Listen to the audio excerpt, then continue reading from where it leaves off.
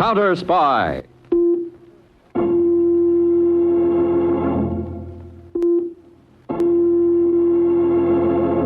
Washington calling David Harding, Counterspy. Washington calling David Harding, Counterspy. Harding, Counterspy. Calling Washington.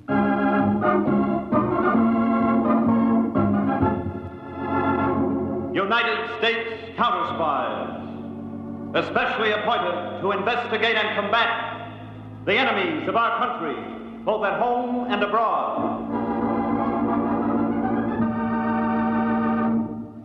These Counterspy reports to the American people are brought to you each week at this time. Now, the case of the Pseudo Spuds.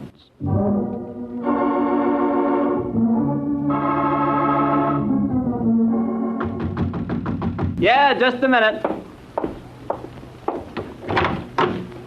Hello, Johnny. Okay, well, come on in. Nice joint you got here. For what New York offers, it'll do. How's with you, Silky? Long time no see. Getting by. Who you looking for, Lily?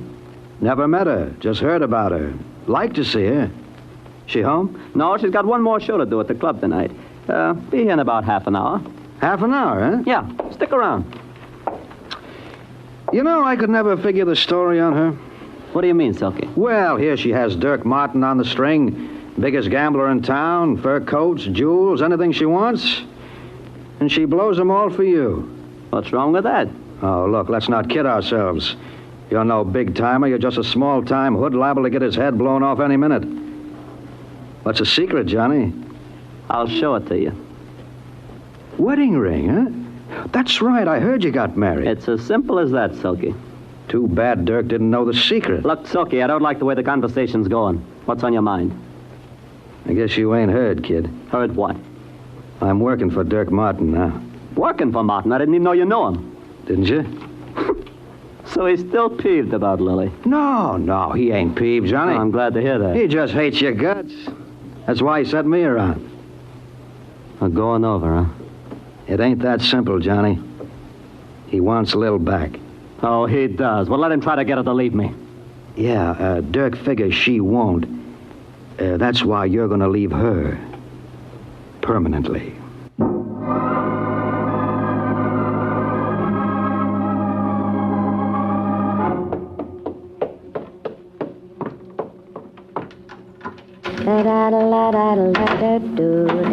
Johnny? Johnny, you home? I've got... Johnny? Johnny!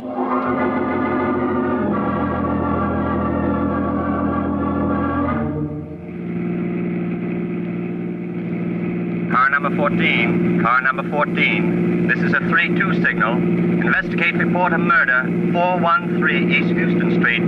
Car number 14. Car number 14. Investigate report of murder.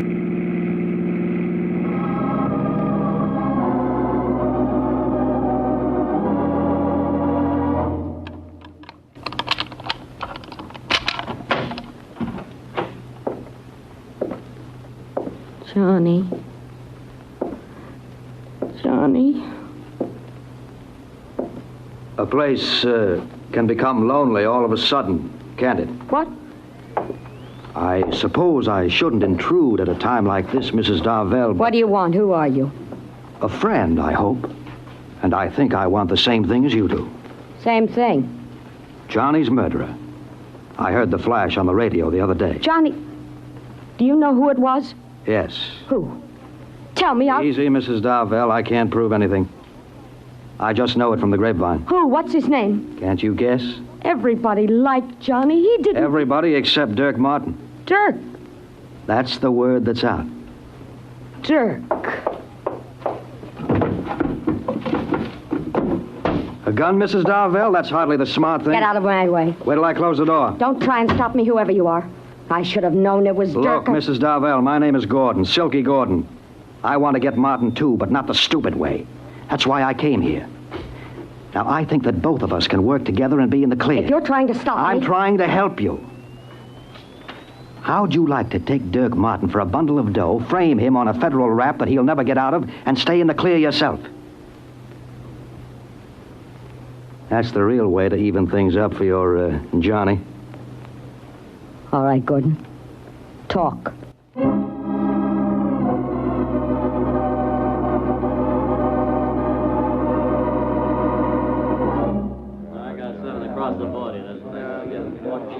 Place your bets, all bets down. Am I too late to put a blue chip on number 6? No, madam, you can... Lily. Hello, Baldy. Pay 15 on the red. Upset, Baldy? No, glad to see you, Lil, but it's busy. Place your bets, all bets down. Hello, Mrs. Darvell. Anything we can do for you? Dirk Martin. I thought Baldy would push his little button when he saw me. You came promptly enough. I asked if there's anything we could do for you, Mrs. Darvell. Well, you might offer me a drink. Of course, Mrs. Darvell. Let's sit in that end booth. Hey, Mike, 1 martini dry with olive. Yeah. That's it, isn't it? Mm-hmm. I heard about Johnny. Too bad. Yeah. Leaves me kind of on the town again. And that's one way of putting it. Well, what's the point of this call? Money? Oh? Isn't that kind of blunt, Lily? After all, you gave me the go-by for Johnny. If he didn't leave you fixed, that's too bad. Oh, I'm not asking you for any, Dirk. I'm offering you a way to make some, with me in for a cut. I can use dough right now. Yeah, so I imagine. Well, what's the pitch? What do you think of the war situation? Huh? Making conversation. Well, that came from right field. Well, what do you think of the international situation? Bad, I suppose. Sometimes good, but mostly bad. Why? Depends on how you look at it. That means what? There's one way to look at it that might mean close to $1 million in cash for us. $1 million? If you're not above such petty sums, Dirk. You can find out more about it at my apartment tomorrow at 10 a.m. Yeah. Good night. Hey, wait a minute, Lily. Sorry, Dirk. Good night.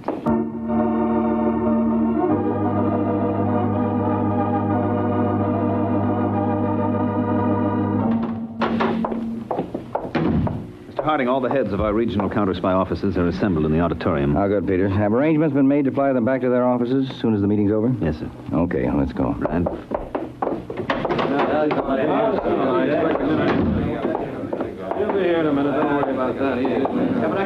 Gentlemen, Mr. Harding.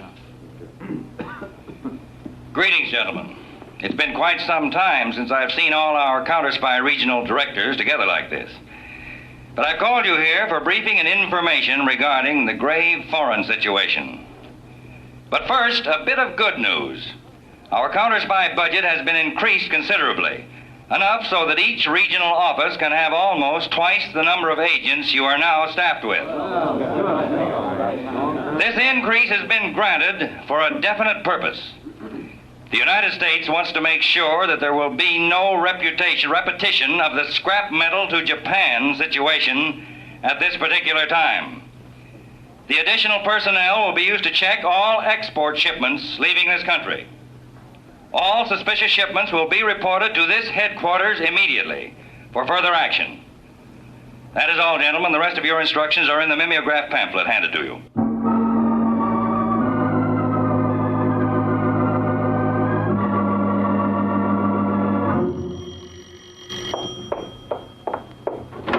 Ah, 10 a.m. on the dot, Dirk. You're prompt. Yeah, I'm curious. I was sure you would be. Come in. I want you to meet someone.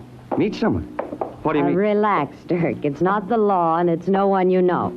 Lily, if this is a joke... Dirk, I'd like you to meet... Well, Lily, is this the fellow you was telling me all about? Hiya, stranger, shake.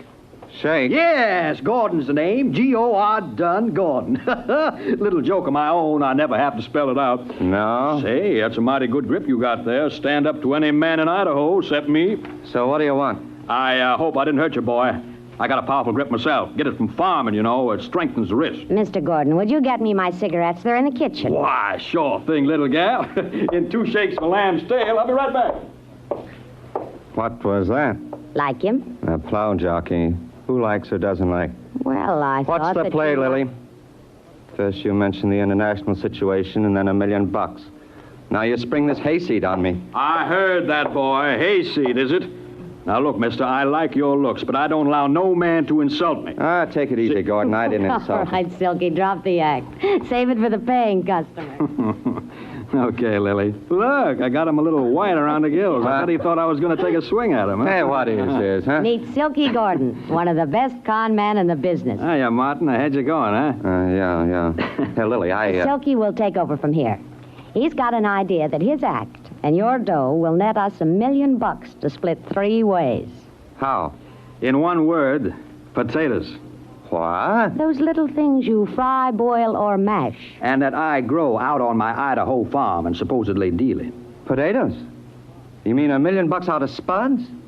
Ah, you're crazy. So's a fox. I've got the whole scheme mapped out on paper. All we need is that old warehouse of yours and $50,000 operating capital. What do you say? Well, what am I supposed to say? Yes on what you told me? For $50,000, I want more information than that. Sure. Take your time. Here's a setup. Read it. Okay. Give me a short rundown on it. Potatoes, Martin, price supported by Uncle Sam. You know this? So? This means the government buys them to keep the market price up to a certain level. Yeah? At present, $1.50 to, $1.80 £100. Yeah, I've heard tell of this. And then they sell them for export at 1 cent £100 just to get rid of them. Yeah, keep going. Well, we buy them for that. 1 cent £100, you see? And then sell them right back to the government again at $1.50 £100. Just like that, huh? Yeah, just like that. Simple, isn't it, Dirk? But wait a minute. You said we had to buy them for export to get them at 1 cent £100. That's right. We'll swear that we intend to dehydrate the potatoes, that is, dry them and export. I'm following you. Instead, we'll fill cardboard cartons with sawdust, label them dehydrated potatoes, and ship them to a stooge company in Europe, selling the real potatoes back to Uncle Sam at 10 or 12,000% profit. Nice. Real nice. Are you in, Dirk? Maybe yes. Now, give me a little time. I want to read this stuff Gordon gave me and figure the angles. Take a lot of time. Uncle Sam will still have the potatoes to sell. Call me here when you decide, Dirk. I'll be waiting, and I'm sure you'll be calling.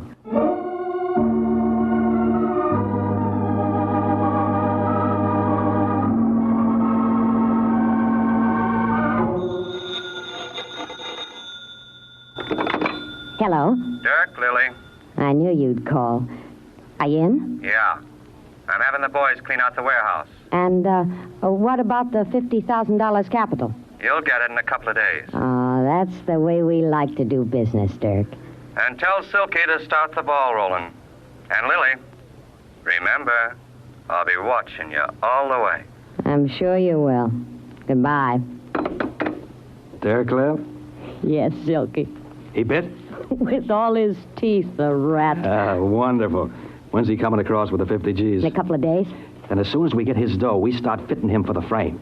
That's what I'm in this for, Silky. And it better be one he can't break out of. He won't, baby. We'll work the deal just once with 50,000 bags of potatoes. I've got the contacts in Washington, so I can sell that many to the government. What do I do? Now, I've gotten in touch with a logging camp for the sawdust and cartons. You close the deal with them, and then apply for the export license for dehydrated potatoes in Dirk's name. I'm beginning to get the picture. And then, after I've collected from the government, We leave Mr. Dirk Martin holding one big empty bag.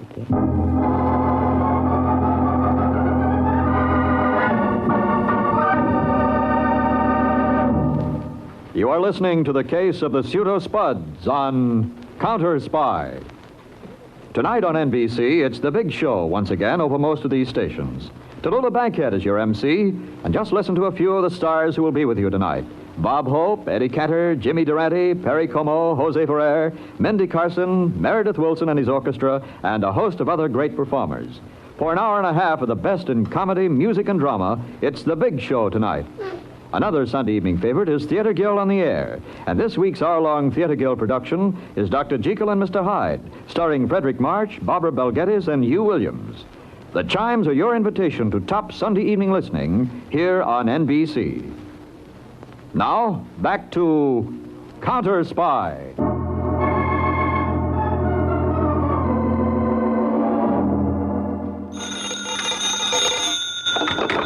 Hello. Lil, old Farmer Gordon speaking. Silky, you hear anything yet? I just got an acknowledgement of receipt from the government. They got my shipment of 50,000 bags of fine Idaho potatoes. Well, what about the payment? Well, I'll receive the check in 15 days at my Idaho farm address. Ah, nice going, Silky. How's your end of the deal? The sawdust going? It's all down at the warehouse in cartons now. Ready to be the frame around Dirk's neck. We'll put it there as soon as we cash that check from Uncle Sam. So long, Lil. You'll be hearing from me when I need you. New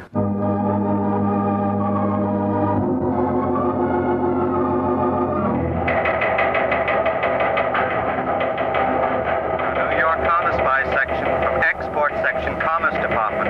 Export license sought for shipment dehydrated potatoes at present stored in warehouse at 91241 10th Street.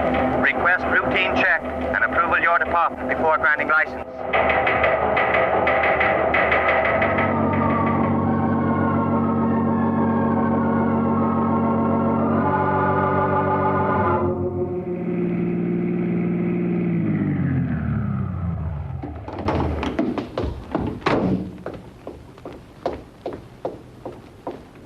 Silky, Right here, Lil.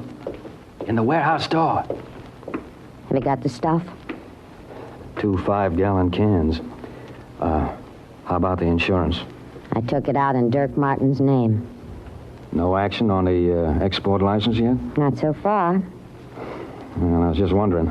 Thought they might send someone around to check on the stuff. They only do that at the pier. Let's go in.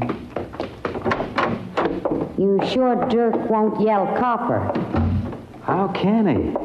When we put this place on fire, he's going to have a mighty suspicious insurance company on his hands. He'll probably have to waive the claim, but it'll keep him plenty busy while we make ourselves scarce. All right, let's get... What? Listen. Someone... Look. Down that aisle of cartons. A guy.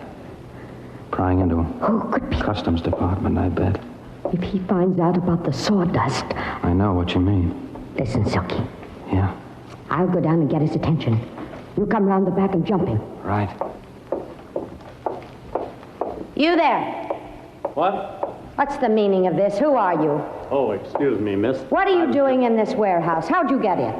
Are you connected with the firm that owns this place, miss? Yes, I am.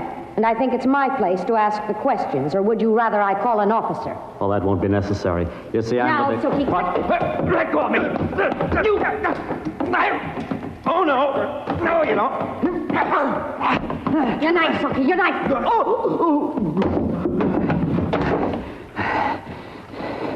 Brother, he was plenty tough. Is he... Yeah, dead. Who is he? Wait. I'll look through his pockets. Uh-oh. What? United States Counterspy. This ain't good, Lil. It's wonderful. Perfect. Dirk can take the rap for this, too. Yeah, that's right. I'll get the kerosene cans. And spill it all around, Silky. Don't worry. When we put a match to this place, we want to make sure the whole thing goes up.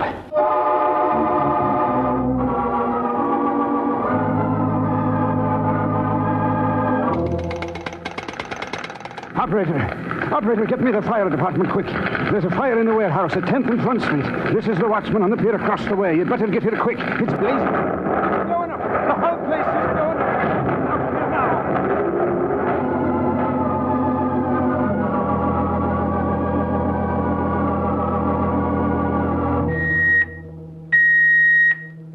now. Attention, Mr. Harding, Counterspy Headquarters.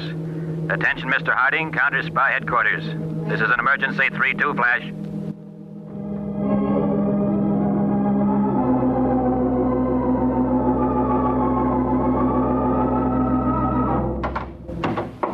Peters, grab your hat and come on. The plane's waiting. Where are we going? New York, warehouse fire, explosion of export shipment. Where'll I catch up there? Sabotage? I don't know. All I've got's the warehouse address and the nature of the shipment. Dehydrated potatoes. Potatoes? Supposed to be. The Counterspy agent was examining the shipment at the time of the fire and explosion. There's no news of him yet.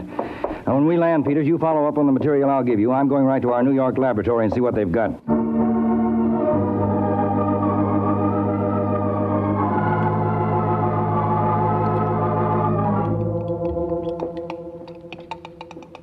Over this way, Mr. Harding, to our electric furnace. Right with you, Crandall. What's this set up for? Well, that cardboard carton in the electric furnace, it's one that was salvaged from the warehouse fire. Contains munitions of some type, doesn't it? No, sir. But the explosion... Watch, Mr. Harding. I'll switch the furnace on. What's the point? Just a moment, sir. I had the furnace on before you arrived. It'll be up the right temperature in a few seconds. There, that's what I wanted you to see. What kind of explosive is it? It isn't, sir. That cardboard box that just blew apart contained ordinary sawdust packed in tightly. Sawdust? That's right, sir. Sawdust packed tight and under intense heat generates its own explosive power. With the right conditions, it's just as dangerous as dynamite. Not dehydrated potatoes or munitions. No, sir. But there's something crooked about the whole setup. Our agent... Yeah? Well, the autopsy shows he wasn't killed by the fire. He was murdered. Knife wounds. Murdered. What about the sawdust? Have you analyzed it yet? Yes, sir. We put it through the spectrograph, did a microchemical analysis on it. The reports are over here. Ordinary pine sawdust. That's right. The pitch content indicates southern pine. And from the cellular structure of the wood, we place it as coming from somewhere in Georgia or the Carolinas. Oh? The moisture content indicates it's been freshly cut from logs instead of dried and cured wood. That means that the stuff came from a logging camp, not a lumberyard. Yes, sir. Well, thank you, Crandall. If anything else comes up, I'll be in the communications room.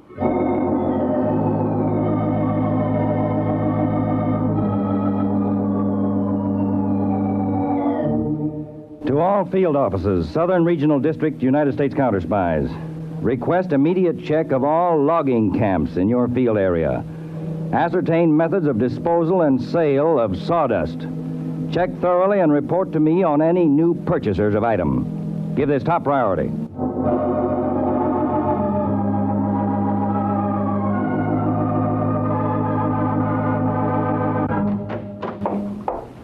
Hello, Chief. Peters, where have you been? Checking on the ownership of that warehouse and the potato shipment. Any difficulty? A lot less than I expected. The warehouse is owned by a set of dummy corporations set up to hide the real owner, one Dirk Martin. The gambler? That's right. And that shipment of potatoes was bought and supposedly dehydrated by the same Mr. Martin. Oh, hidden ownership again. Right, Dave, but not very cleverly done. Hey, wait, hold it a second, please. Hello? Tackett from the Atlanta field office? Okay, put him on. Hello, Tackett. Yes, that's right, the sawdust. Oh, you did? Good. Who bought it? No, that company name isn't familiar. Did you find out who owns and runs it? Good. Who? What? You're sure? Okay, Tackett, nice job. Goodbye. What is it, Dave? Peters, you knew about the sawdust in the explosion. Yes, Crandall told me. Well, that too points the finger at Dirk Martin. He bought it. Martin? Yes. It doesn't wash, Chief. We know Martin's record. He's a real cozy bird. He doesn't leave loose ends around this way. 3 big neon-lighted arrows pointing right at him. Dave, I may be wrong, but this shapes up like a great big frame. I know it does, Peters, and I think we'll call on Dirk Martin right away and see if we can find the picture that fits the frame.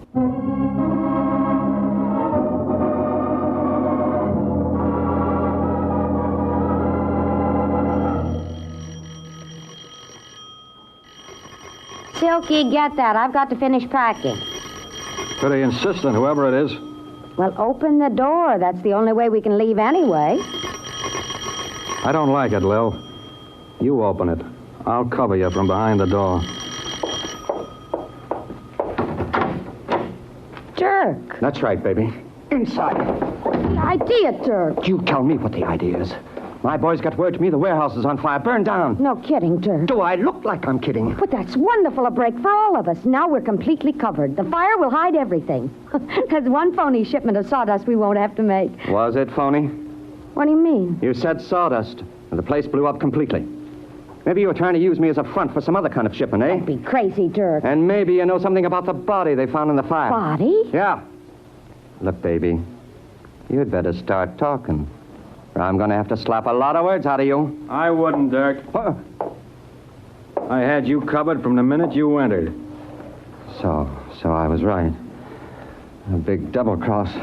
That's right, Dirk. But you caught on a little too fast. What do we do with him, Lil? Guess there's only one thing we can do. Same treatment like the guy in the warehouse? So you did start that fire? That's right, Dirk. We had it all framed nicely. You'd have to stand still for an arson rap and keep quiet about us, or you'd get a bigger jolt for swindling. They might even have pinned that guy's death on you. That's one way you would have paid for killing Johnny. Johnny?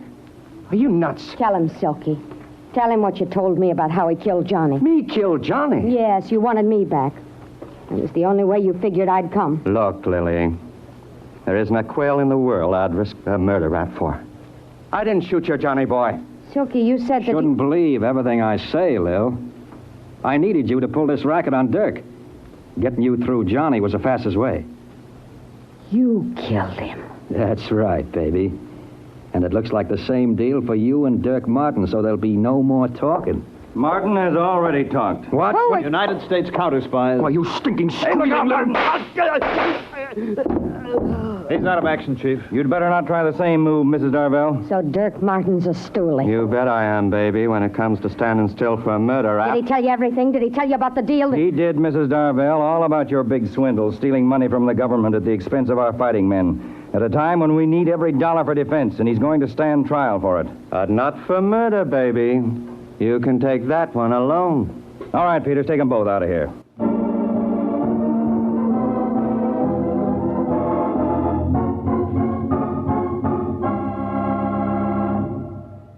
Tonight's Counterspy program originated in New York, was directed by Marks B. Loeb, dramatized by Palma Thompson, and featured Don McLaughlin and Mandel Kramer. Lionel Rico speaking. Counterspy is a Phillips H. Lord production.